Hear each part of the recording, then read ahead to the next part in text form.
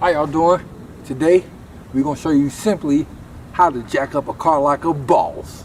Let's go. Come on.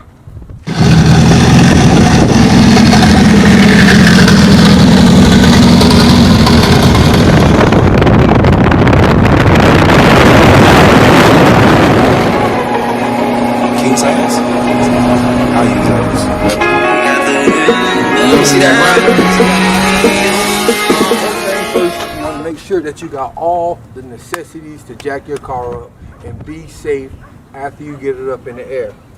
You want you a good jack that we got right here from Harbor Freight, and then you want you a good jack stand.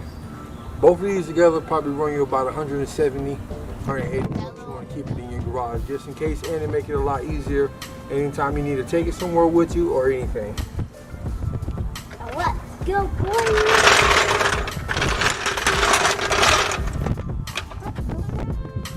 Second thing you want to know is where the jack locations are on your car. There's usually one in the back in front of the back wheel, and then there's usually one up front in front of the front wheel. Oh, I'm sorry, behind. The way to use a jack, spin it left, loosey. You spin it right, tighty. Right will take you up. Left will take you down. Very important to remember.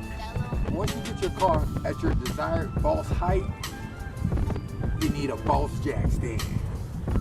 Jack stands adjust, so you can keep it exactly where the car is and slightly let the car down. Find the best spot. I'm using the cross member. I'm gonna put this under here so I can work safely.